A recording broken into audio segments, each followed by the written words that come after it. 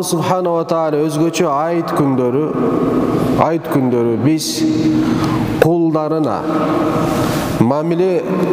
daima mamilede olgan kullarına biz emne жалгыз жашай албайбыз бул жашоодо. Кудай Таала бизди ошондой жаратып койду. Биз коомчул бир инсан, адам болуп эсептелебиз. Коом ичинде мамиле деген нерсе болот. Адамдын адам менен болгон мамилеси, insandın insan menен болгон мамилеси. Бул мамилелер сый урматтын, сүйүүнүн негизинде курулуусу зарыл болуп эсептелет туугандар. Алла Таала мамилелерге өтө чоң маани берген.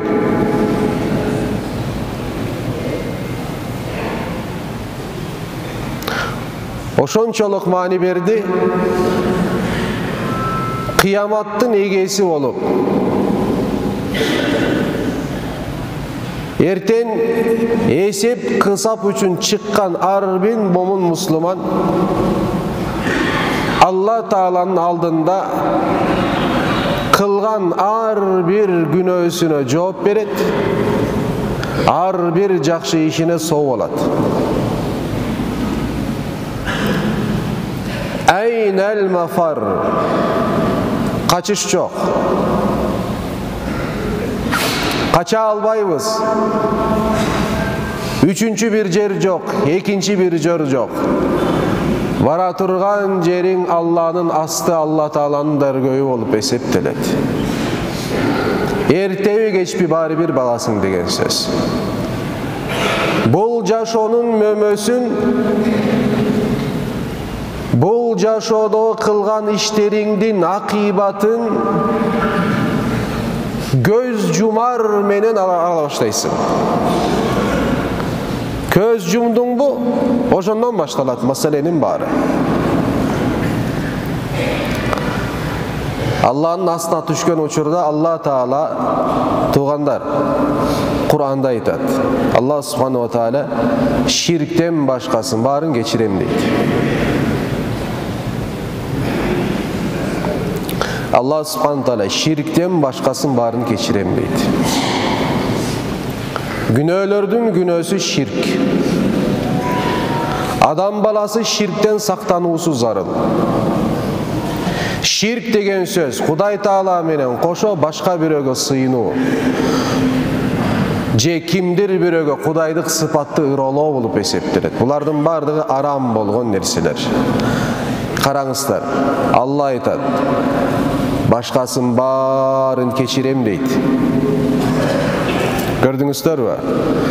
Alımlar tafsirde aytat. Bu toluk kandı olgan mamilede Allah subhanahu taala şirkten başkasını geçiret. Biro adam menen adamdın ortasında mamilege Kuday Taala kiligişpeyt deydi. Birinci özüңөр çeçesiңер maseleni deydi. Бұл эмне деген сөз Аллаху субхanahu wa taala кулдардын ортосунда болгон мамилеге өтө чоң баа бергендиги деген сөз. Эки кулдун ортосунда аласасы бересеси бар болсо Кудай Таала айтат, чечишкиле дейт. Эгерде эки кулдун ортосунда тарыныч бар болсо, биринчи чечишкиле дейт. Андан мен өкүмүмдү берем дейт Аллах субхanahu wa taala. Demek mamile oşondoy bir mesele. Je bul düynödö çeçesiň alasa bereseňdi bul jerde bul düynödö bütürösüň bolboso kaça albayсың деген söz. Al adamdan bul жерден kaçasың ey karızlar bolgon bir insan. Kaçasың, gör albayсың. Düynönүн narkı bir burçuna ötüp ketesiň. Bирок kıyamatta oşol insan aldığına çıgat. Allahu Teala adiletti, oşol insandı aldığına alıp gelet. Milyardtagan insanların içine oşonu alıp gelet aldığına. Masaleňerdi çeçkile dep aytat. Eger al insan Kuday Taalaga işenimi ötö načar, ötö alsız bolgon bolsa, oşol insandın ayta turgan bir ele sözü var. Attiň bayağı hayvanlardan da Allah Subhanahu wa Taala mamileni bir-birine mamileni alat eken. Hayvanlar, tuğanlar. Buga jakşylap karaňızlar. Hayvan masalesi. Allah Taala hayvanları emne üçin jarattı? Kullara kızmat üçin jarattı. Bizge kızmat kılabı? Kızmat kılat bizge. Hayvanlar alamında hayvanlar bir-birini jeyt. Süzöt.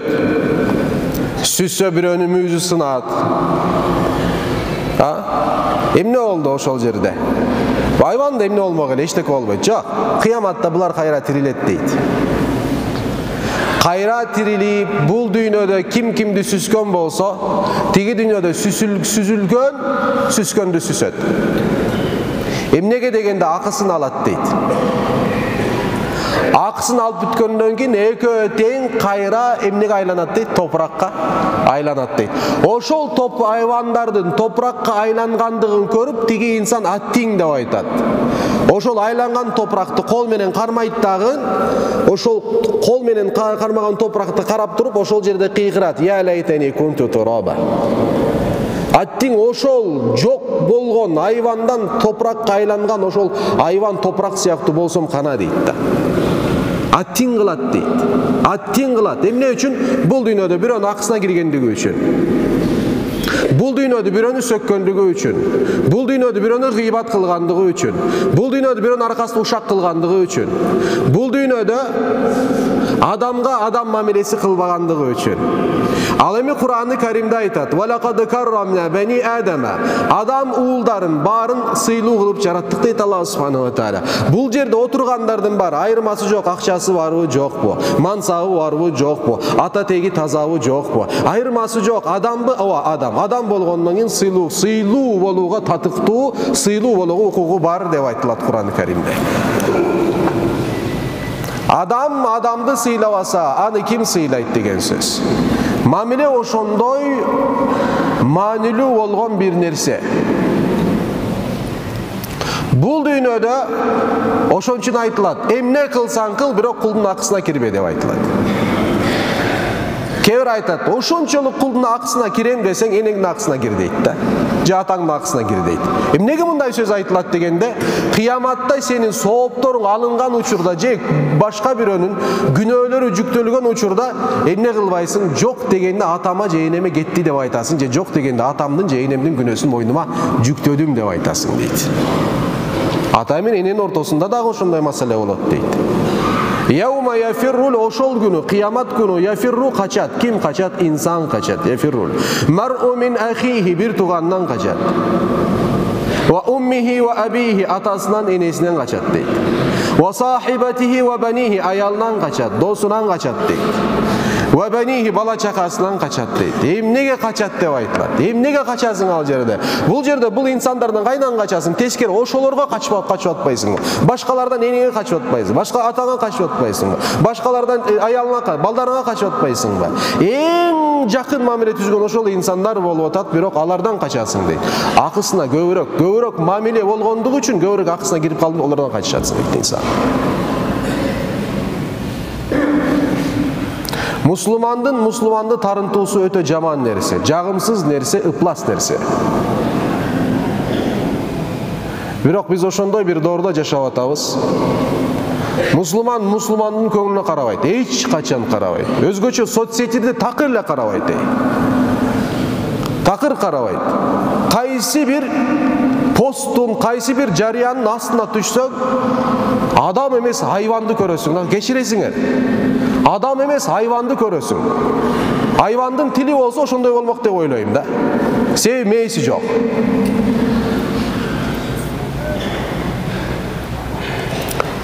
Соцсетилер азыркы учурда шайтандын эң чоң азгырыктардан бирөөсү. Унутпаңыздар. Кирерде жакшы ойлонуп кириңиздер. Bir нерсени бөлүшүп аткан учурда жакшы ойлонуп бөлүшүңүздөр. Ооба, жалган бир маалыматты бөлүшкөн учурда сен ошол жалганды таркаган сыяктуу болосуң. Bir хадис бар. Адам баласына тозок катары уккан эле нерсесин сүйлөө бергени жетет дейт. Адам баласына тозок катары уккан нерсесин сүйлөө берген жетет дейт. Бул эмне деген сөз? Укту, эмне кылбады? Иликтебеди деген сөз.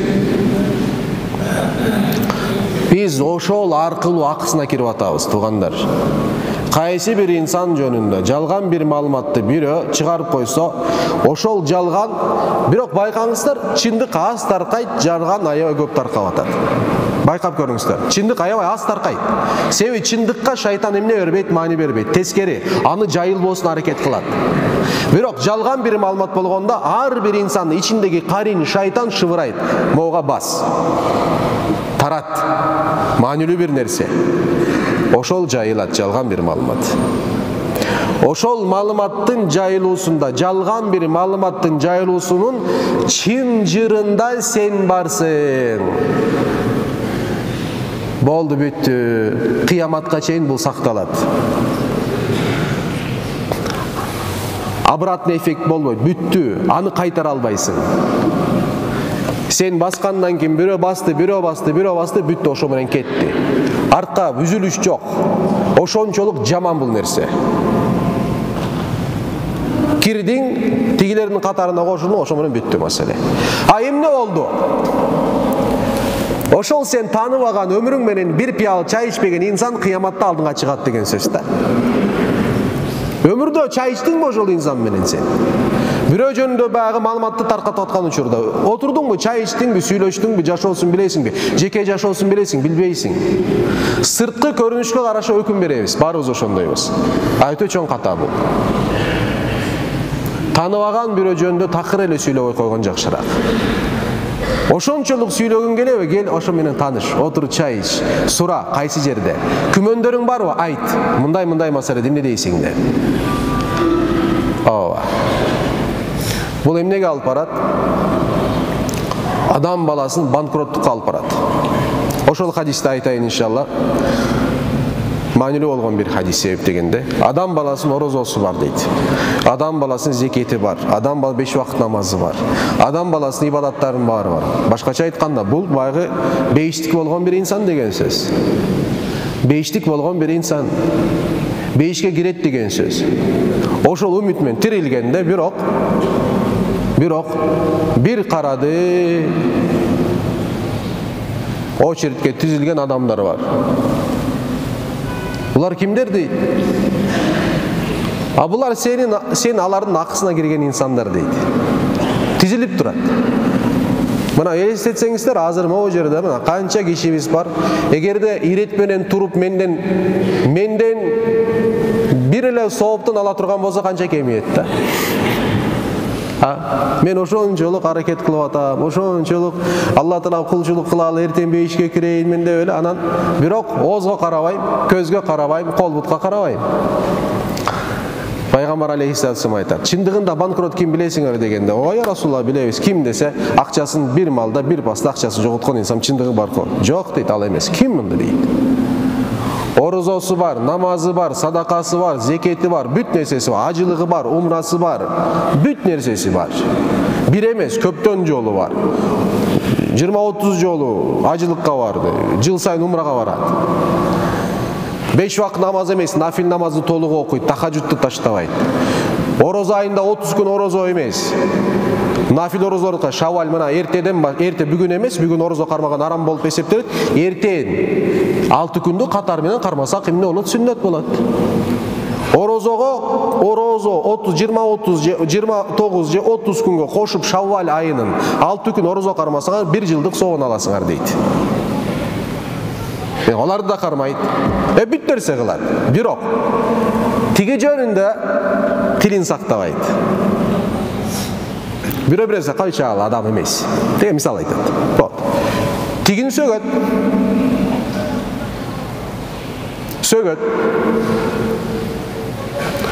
Учур келгенде кол салат.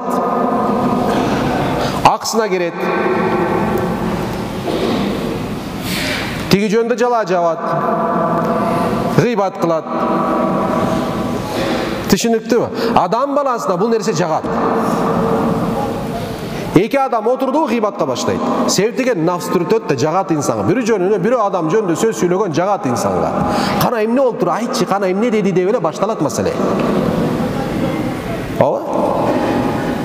Бул ошондой. Өмүр бою ошондой өткөрөсүң. Пайгамбар Айсам айтат. Тигини сөктү, моуну урушту, тиге жала жапты, тигин аксын жеди, тигинен бир нерсе урдады деп кете берет. Аягында ошолор келет. Тигинин соонан алат. Себеп дегенде аласа бересе бар. Тиги наркы дүйнөгө барганда акча да бере албайсың. Кечирим да сурай албайсың, бүтөт ал жерде. Кечирим бул жерде сурайсың. Бирөө жөнүндө өзү шариатта ошондой. Бирөө жөнүндө гыйбат кылдыңбы, барып туруп, ошонун бетине айтыш керексиң. Мен сен жөнүндө мындай деп айттым деп айтуу мажбурийсиң сен. Мени кечир деп сурагыш керексиң. Андай кылмайын дейт, Алла кечирбейт дейт. Канча адам жөнүндө гыйбат кылдык, мен эслеткелечи баарын. Унутуп калдык даже кимди гыйбат кылганыбызчы. Бирок эгерде анын алдына барып кечирим сурай турган болсо, мамилебиз такыр үзүлө турган болсо, мына мамиле көрдүңөрбү кандай маанилүү бул жерде. Өзү гыйбаттын өкүмү ошондой. Кечирим сурайсың, ушакчылык өкүмү кечирим сурайсың. Бирок эгерде аны менен мамилең үзүлө турган болсо, анда айтпайсың сен жөнүндө ушак кылдым деп. Айтпайсың. Эмне кыласың? Өмүр бою ошол адамдын атынан Кудайдан кечирим сурайсың дейт. Ар бир 5 убакыт намаздан кийин, я Рабби, ошол эшмат ташматты күнөөсүн кечирбейиштин төрүнө орун бер деп унутпаш керексиң. Ошон аксы болуп калат. Ооба. Элестет ошондой бир 20 адамың болсо. Намаздан кийин канча минут кармап каласың? Элестет 50 адамың болсо, канча минут намаздан кийин кармаласың? Элестет 100 адамың бар ошондой. Гыйбат кылган 100 адам. Бирок мен ойлойм, биздин тизмебизде 100 эмес, 1000 деген киши бар окшойт гыйбатта. Эй Кудай деп эле калабыз да. Бул нерсеге түшпөө үчүн аракет кылуу. Түшпөй койгон жакшыраак да, түшүп алгандан кийин чыгуу кыйын болуп атат. Түшпөй койгон жакшыраак. Кирип эле койгон жакшыраак. Адам баласы гыйбат кылгандыгы үчүн эмес, гыйбатты уккандыгы үчүн да күнөө болот, арам кылган болот дейт. Туугандар, бирөөгө кулагыңды жөн эле кула, эмне болмок эле, мен кулагымды ачып бердим да сүйлөй берсин де. Жок, кулагыңды ачып берген үчүн арам кылган болосуң Алланын астында. Бирөө гыйбат кылып атканда угуп кулагын ачып бердиң, болду. Сөз сүйлөбөдүң бирок. Жакшы жаман туура болуптур дейт айтпайсың. Жөн угуп бердиң. Эмне кыласың? Токтотосуң дейт. Теманы өзгөртөлүчү туугандар дейт. Башка жөндө сүйлөйчү депчи. Ооба. Милдет болот. Соон баарын алат дейт. Сооп түгөнөт. Сооп түгөнгөндө эмне болот? Катардагы адамдын күнөөлөрү жүктөлөт дейт. Тиги адам бирөө менен зына кылды. Наузу биллахи мин залик. Бирөөнүн аксын жеди. Бирөөнүн бир нерсесин урдады. Алла сактасын, адам өлтүрдү. Ошонун күнөөсү сен анын акысына киргендигиң үчүн бул дүйнөдө ошонун күнөөсү сенин мойнуңа жүктөлөт. Сен ошол сактанып бул жер жашадың да, зына кылбайын деп аракет кылдың, бирөөнүн акысына теге урдабайын деп, адам өлтүрбөй, иши кылып, адам болуп жашаага аракет кылдың, бирок тилиңе ээ болбодуң, наркы дүйнөгө бардың дагы ошонун дүйнөсүн баарын өзүңө эмне жүктөлгөн болот да. Жаман нерсе, өтө жаман нерсе булай. Өтө жаман нерсе. Мусулмандын ошондой өзүнө болгон, бири-бирөөгө болгон мамилеси. Мамиленин маанилүүлүгү дагы бир хадис менен айтайын силерге туугандар. Мусулман бир мусулманды тарынткан учурда тарынткан учурда 7 кабат асмандагы периштелер наразы болот дейт. Сен bir адамды тарынтып аткан учурда алар менен кошо периштелерди тарынтып атасың деген сөз. Ооба. Алымдарыбыз айтат, bir адамдын көңүлүн оорутуу 1000 жолу Каабаны жыгуудан да жаман деп айтышат. Сен мусулман катары азы барып Каабаны жыгыта аласыңбы? Кое, оюңа да келбейт, оюңа да келтирүүдөн коркосуң, Мен кантип Каабаны жыгытам? Кандай мен эмне андай эме? Андан да чоң нерсе бар, адам баласынын жүрөгү бар, көңүлү бар деген сөз. Каабадан да ыйык. Ооба. Валла адам баласынын жүрөгү Каабадан да ыйык. Ошончолук чоң нерсе. Бирок биздин көзүбүздө бул ошол баалуулук такыр эле жок. Жоготуп таштады. Ошончолук баалуу мусулмандын жүрөгү Кудай Таала пайгамбар аркылуу билдирген бизге. Bir мусулманга 3 күндөн ашык тарынуусу арам деп келет. Сен мусулман bir тууганга тарынсаң болот. Бирок канча? 3 күн. 3 күндөн кийин бүттү маселе, кадимкидей болуш керек. Салам алейкум, алейкумассалам. Жакшысың, жакшы, алхамдулилlah. Тыгыз мамиледе болуу. Туугандар, тыгыз мамиледе болуу шарт эмес. Чыгасыңбы? Сен бар, экинчи киши бар. Экөөңөрдүн жылдызыңар келишсе тыгыз мамиледе болосуң. Бирок жылдызыңар келишпесе тыгыз мамиле болуу шарт эмес. Саламыңды бересиң, саламын алат, алакал сурасасың, маселе ошо менен бүтөт. Бүттү. Бирок жүрөгүңдө ага урматсыз көрсөтөсүң, алсага урматсыз көрсөтөт. Биз болсо жылдызыбыз келишпей калса эле душман болуп калабыз бири-бирибизге.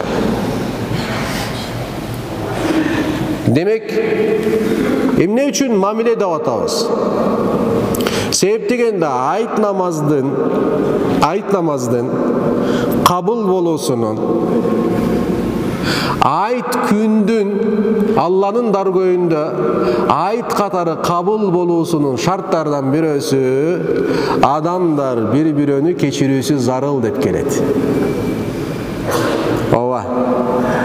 Азыр кимдир бирөөгө жүрөгүңүздөрдө бир тарыныч бар болсо, азыр бул жерде Кудай Таалага сөз бериңиздер. Я Рабби, мен бул адамды кечирдим деп сөз бересиздер. Эгерде кимдир бирөөнү тарынткан болсоңор, азыр намаздан кийин эң биринчи кыла турган амалыңар ошол. Телефонда ачасың, WhatsApp'тан SMS жазасың. Куттуктоо SMS жазасың, анан кечирим сурап коесуң. Тууганым, менден кеткен болчу. Ким туура эмес, маселе эмес. Издебейм мен. Сени туурасың, же туура эмессиң, же мен туура эмес деп айтпайм. Бирок бул күндө адамдар бири-бирөөнү кечирүүсү зарыл экен деп жазып туруп, мен сени кечирдим, сен мени кечир деп сурайсың иншаллаху рахман. Бул биринчи. Экинчи, туугандык мамилени бекемдейбиз. Туугандык мамилени бекемдөөнүн күнү бүгүнкү күн болуп эсептелет. Иншаллаху рахман, ошону аткаралы. Алыстагыларга телефон чалалы. SMS-терди жиберели. Жакындарды зиярат кылалы. Бүгүн канчалык көп туугандарды зиярат кылсаңар, ошончолук сооп жазылат, ошончолук күнөө кечирилет. Түшүнүктүүбү? Колдон келишинче өтүп кеткендердин арвактарына багыштап Куран окуйлу. Дуа кылалы, алар үчүн кечирим сурайлы. Сен бул дүйнөдө канчалык даражада аларга мамилеңди бекем кылган болсоң, сен өлгөндөн кийин сага да мамиле бекем болот. Буну унутпаңыздар иншаллаху рахман. Айт намазыбыз 2 рекеттен турат. Биринчи рекетинде айырмасы башка намаздан такбирлерде болот. Биринчи кулак какканда 4 такбир алабыз. Ар бир такбирде колду көтөрөсүңөр. Түшүнүктүү? Биринчи рекетибиз ошентип бүтүрөбүз. Экинчи рекетте имам Фатиханы окуп бүткөндөн кийин зам сүрөнү окуйт. Зам сүрөдөн кийин рукуга барыш керек, бирок имам рукуга барбайт. Түшүнүктүүбү? 3 такбир алат, ошол жерде рукуга экинчи рекетте рукуга кетип калбагыла. Эмне болот? 3 такбир алабыз, анан рукуга, 4-такбирде рукуга кетебиз. Ошон менен айырмаланат 2 рекет намазыбызда. Буну иншалла унутпаңыздар. Азыр биздин ошол жардамчы имамыбыз эмне кылат? Сиздерге ниетти айтырат, туура ниетти кайталаңыздар. Анан намазга иншалла баштайбыз. Намаз бүтөр менен туруп кетпейбиз. Намаз бүтөр менен хутба болот. Хутба намаздын бөлүгүнөн болуп эсептелет. Укпай чыкпаңыздар. Эгерде таштап чыга турган, кетип кала турган өзгөчө сырттагылар салам бергенден кийин турбайсыздар. Турбаңыздар, хутба бүтөт, хутбадан кийин анан дуабызды бүтүрөбүз, анан иншаллаху рахман турасыздар. Канчалык көп инсан дуа кылган болсо, ошол инсандын арасында Аллахка жакын болгон бир кул болсо, анын урматына дуалар кабыл болсо, мага окшогон күнөөкөр бендесинин да дуасы эмне болот? Кабыл болгон болот иншаллаху рахман. Allah Taala bugünkü günümüzge bereke versin. Aytыңар маарек болсун.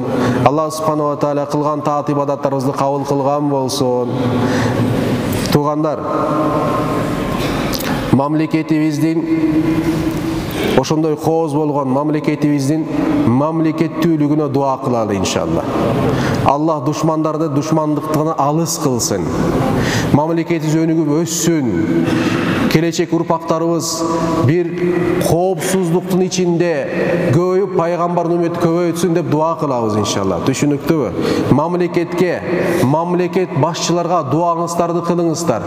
Ахлу сүннет вал жамаат акыйдабызда биздин итикадта чоң эмеге жетекчилерге эмне дуа кылуу бул китептерде келет, мусулмандык милдети деп келет. Ошон үчүн дуабызда унутпайлы иншалла. Сиздин дуаңыз менен эмне болот? Булар түстөлөт. Булар оңолот, мамлекет көгөрөт иншаллаху рахман.